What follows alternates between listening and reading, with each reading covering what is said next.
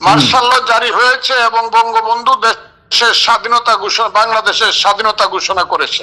আচ্ছা, আমি খবর পাওয়ার সঙ্গে সঙ্গে ইটনা প্রপারে গেলাম, ইটনা সদরে 3 মাইল দূরে, এবং সেইখানে যাওয়ার পরে হাজার হাজার মানুষ সমবেত হলো। তখন সকাল 8:30 26শে মার্চ 1971 সনে আমি আমার নিজ এলাকায় ইটনায় ছিলাম। ওই দিন আমি ইটনার মাঠে ট্রেনিং শেষ করে 3 কিলোমিটার দূরে আমার নিজের গ্রাম জয়সিদ্ধিতে ছিলাম রাত্রে।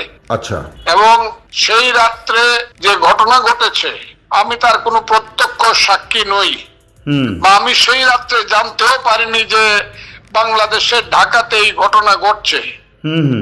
আমি পরদিন সকালবেলায় ঘুম থেকে উঠে 7:30টার সময় ইটনা থেকে একজন রাজনৈতিক কর্মী আমাকে এসে বলে যে আপনাকে দ্রুত ইটনা যেতে হবে, মার্শাল ল জারি হয়েছে এবং বঙ্গবন্ধু দেশের স্বাধীনতা ঘোষণা, বাংলাদেশের স্বাধীনতা ঘোষণা করেছে। আচ্ছা, আমি খবর পাওয়ার সঙ্গে সঙ্গে ইটনা প্রপারে গেলাম, ইটনা সদরে 3 মাইল দূরে, এবং সেইখানে যাওয়ার পরে হাজার হাজার মানুষ সমবেত হলো। তখন সকাল 8:30 26শে মার্চ।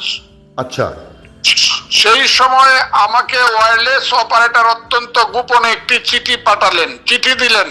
সেই চিঠিতে আমি দেখলাম পাকিস্তানি হানাদার বাহিনী বাংলাদেশের ইপিআর পুলিশ সহ হাজার হাজার জনতাকে হত্যা করেছে, এবং সেই হত্যার বিরুদ্ধে বসে ছাত্র জনতা সবাই মুক্তিকামী মানুষ। আজ থেকে বাংলাদেশ স্বাধীন। হ্যাঁ, এই স্বাধীন বাংলাদেশে আপনারা হানাদার বাহিনীর বিরুদ্ধে যুদ্ধে ঝাঁপিয়ে পড়ুন। আরো 2-1টি কথা ছিল, এবং তার নিচে লেখা শেখ মুজিবুর রহমান। আচ্ছা, আমি সেই চিঠি পেয়ে তারপরে মিছিল শুরু করলাম। আমরা তো আগে ট্রেনিং দিয়েছিলাম, অস্ত্র হাতে নিলাম, থানাকে আমরা অবরোধ করলাম, থানা থেকে সমস্ত অস্ত্র নিয়ে নিলাম, এবং যত সিভিল গান ছিল মানুষের কাছে সবকিছু আমরা জড়ো করে আমরা প্রস্তুতি নিলাম। 27 তারিখ মিছিলের পরে বিকাল 3টার সময় যখন আমি একটা জায়গাতে গাছের নিচে গিয়ে বসেছিলাম, ইটনা দেওয়ান বাড়িতে একটা রেনকি গাছের নিচে, তখন একটা রেডিওতে আমার বন্ধু আমাকে শোনালো 27শে মার্চ মেজর জিয়া একটা ঘোষণা দিচ্ছেন, I major Zia do hereby declare the independence Bangladesh on behalf of our great national leader Bangabandhu Sheikh Mujibur Rahman. আচ্ছা, এ হলো প্রেক্ষাপটটা। এই প্রেক্ষাপট থেকেই আমরা যুদ্ধ শুরু করি, যুদ্ধের জন্য বঙ্গবন্ধু স্বাধীনতার ঘোষণা দিয়েছেন, কিন্তু এইটা নিয়ে বাংলাদেশে একটা বড় ধরনের মতবিরোধ আছে, এবং আপনি যে দলে আছেন সেই দল কিন্তু বলে যে মুক্তিযুদ্ধের ঘোষক জিয়াউর রহমান, বঙ্গবন্ধু শেখ মুজিবুর রহমান নন। তো আমি এই ব্যাপারটায় আপনার একটুখানি ব্যাখ্যা চাইছি যে বিষয়টি তাহলে কি, মানে এই বিতর্কটা কতটা প্রাসঙ্গিক এবং কতটা কি, মানে এটা সূত্রপাত কিভাবে? আমি এই প্রশ্নের উত্তর এই কারণে দিতে চাচ্ছি না, আপনার কাছে মাপ চাচ্ছি। এটা দলের অন্য নেতারা যারা আছেন তাদেরকে জিজ্ঞাসা করুন। আচ্ছা, আমি মুক্তিযোদ্ধা হিসাবে, এবং আমি মুক্তিযুদ্ধের সঙ্গে যুক্ত ছিলাম প্রথম দিন থেকে, বা 1.5 বছর আগে থেকে। এই ফজলুর রহমান হিসাবে কথা বলছি আমি। কথাটা কি বুঝছেন আপনি? হ্যাঁ হ্যাঁ, বুঝতে পেরেছি আপনার কথা। আজকে আমি বিএনপি নেতা, বিএনপির এমপি, কিন্তু আমি যখন মুক্তিযুদ্ধ করি তখন আমি মুক্তিযোদ্ধা হিসাবে, তখন ছাত্র নেতা হিসাবে যুদ্ধ করছি।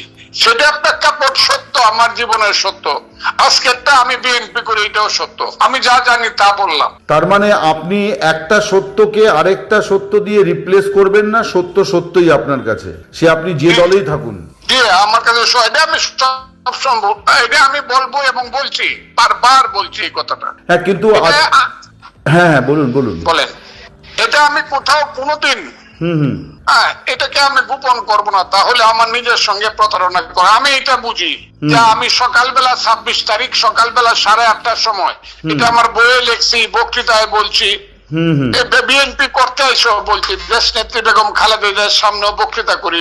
নমস্কার, আমাদের সঙ্গে এই মুহূর্তে টেলিফোনে সংযুক্ত আছেন বাংলাদেশের কিশোরগঞ্জ থেকে সেখানকার স্থানীয় সাংসদ, বিএনপির নেতা এবং বিএনপির সাংসদ ফজলুর রহমান।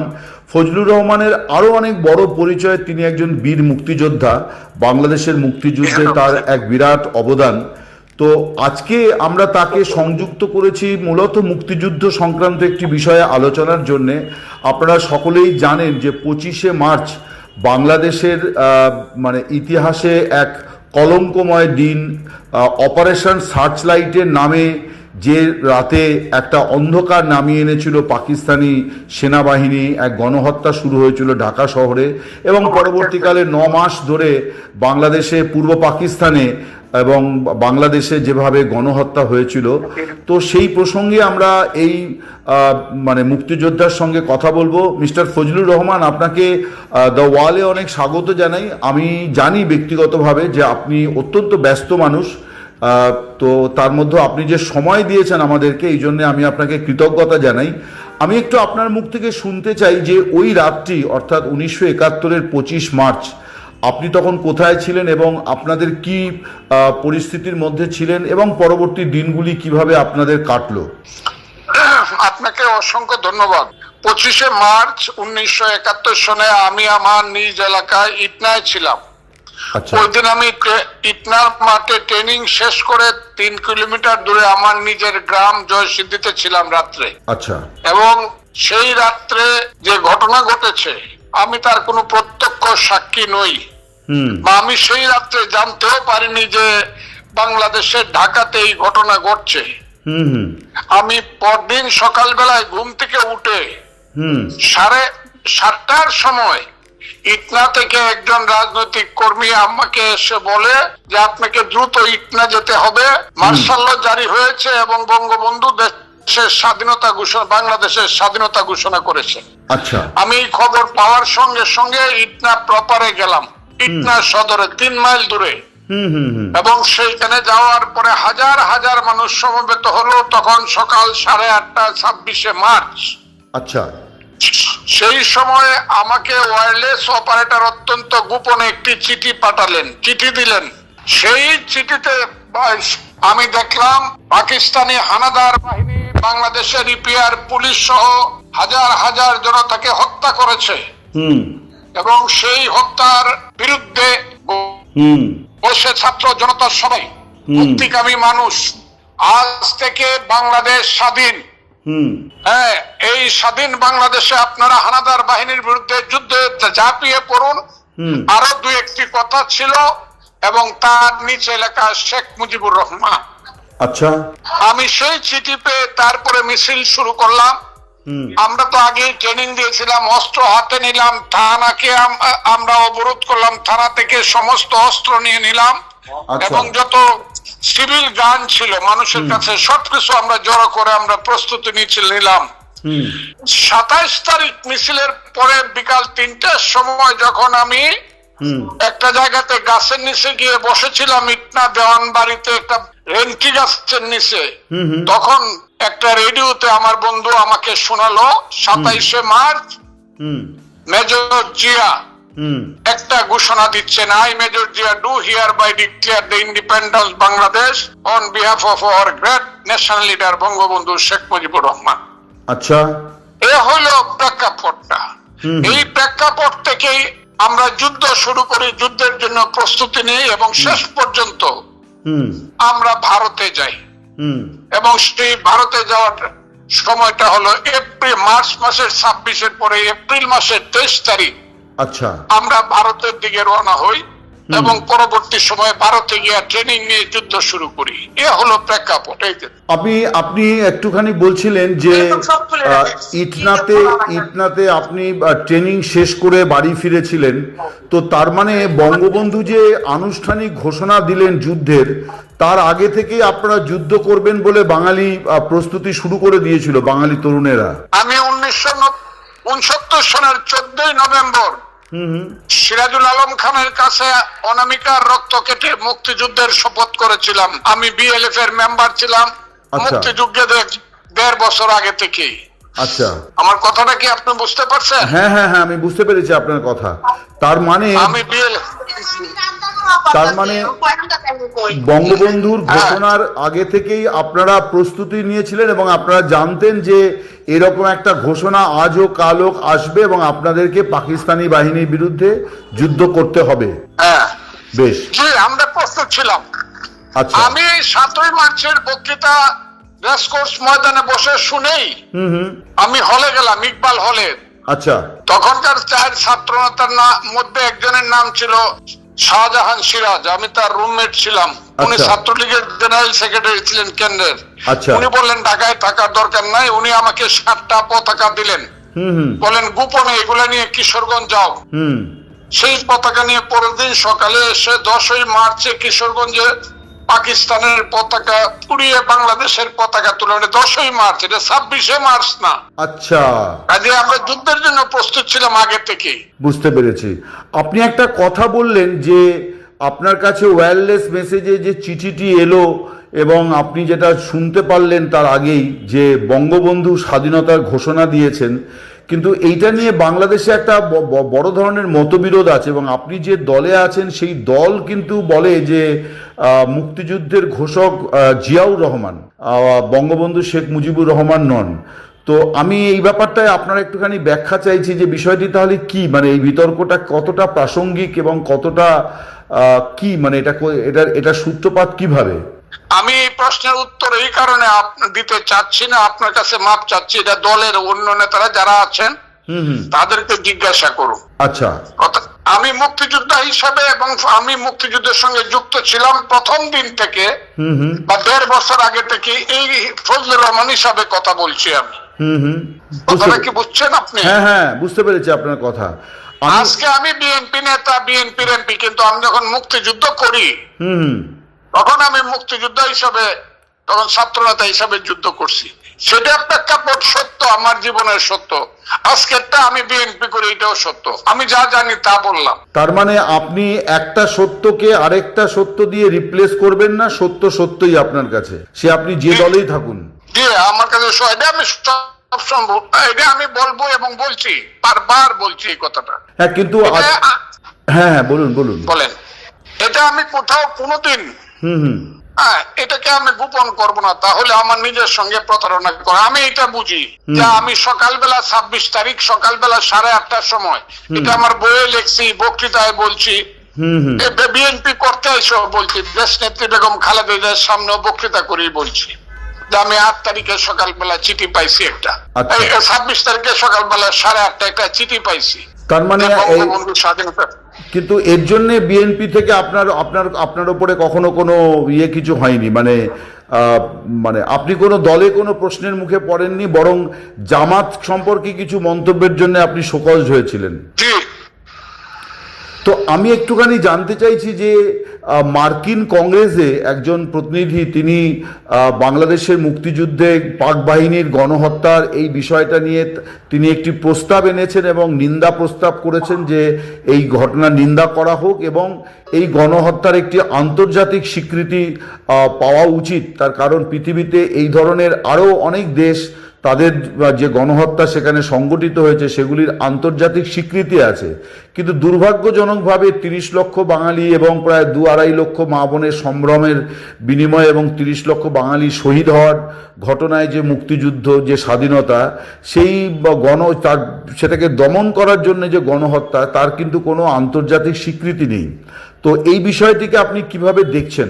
এটা দেখছি এইভাবে যে একজন মার্কিন কংগ্রেসম্যান এই ব্যাপারটা তুলতে হবে 55 বছর পরে স্বাধীনতার মুক্তিযুদ্ধের, এটা আমার জন্য লজ্জাজনক মনে হচ্ছে।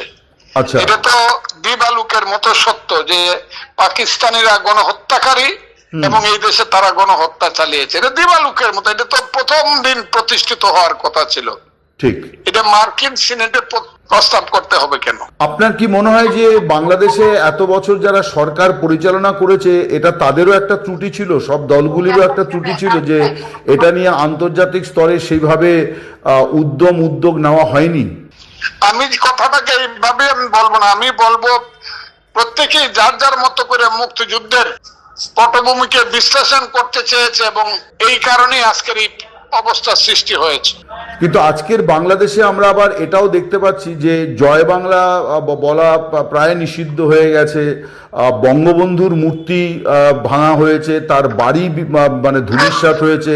এই ঘটনাগুলোও কিন্তু পাশাপাশিভাবে ঘটছে, অর্থাৎ মুক্তিযুদ্ধ বিরোধী একটি তৎপরতাও কিন্তু বাংলাদেশে প্রবলভাবে সক্রিয়। আপনি একজন মুক্তিযোদ্ধা হিসেবে এই বিষয়গুলোকে কিভাবে দেখছেন, এবং এখন তো আপনি সাংসদ হয়েছেন, ফলে বাংলাদেশ সংসদেও আপনার এই নিয়ে অনেক কথা বলারও নিশ্চয়ই অবকাশ আসবে। আমি একটুখানি আজকের বাংলাদেশের এই পরিস্থিতিটা সম্পর্কে জানতে চাই, কারণ এটা স্বাধীনতার মাস, এই মাসেই আপনাদের স্বাধীনতা ঘোষণা হয়েছিল। আমি এই কথাগুলোর এইভাবে আমি উত্তরটা দিতে চাচ্ছি না এখন। আমি যেটা বলি এটা সংসদেই বলবো, আপনি শুনতে পারবেন, আগে সংসদে আমি বলিনি এই কথা। কিন্তু আপনি তো জয় বাংলা কথাটা বলেন, আমি যতদূর যা মানে বুঝি আর কি, যে ওটা তো মুক্তিযুদ্ধের স্লোগান ছিল বলেই বোধহয় আপনি বলেন, তাই তো বোধহয় নাকি?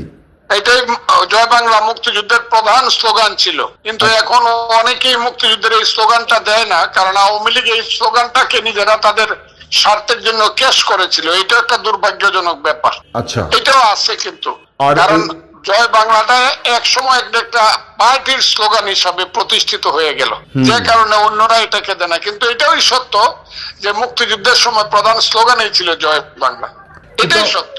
কিন্তু আমি জাস্ট মানে শেষ করব একটা ছোট্ট বিষয় দিয়ে, সেটা হচ্ছে যে আমরা দেখছি যে বাংলাদেশে এখন 7ই মার্চ সেটাও সরকারি উদ্যোগে পালিত হচ্ছে না, 17ই মার্চ বঙ্গবন্ধুর জন্মদিন সরকারি উদ্যোগে পালিত হচ্ছে না, এবং সরকার যে 26শে মার্চের যে কর্মসূচিগুলি ঘোষণা করেছে সেখানেও কিন্তু বঙ্গবন্ধুর কোনো উল্লেখ নেই, যদিও এখনও সরকারিভাবে তিনি দেশের মানে জাতির পিতা।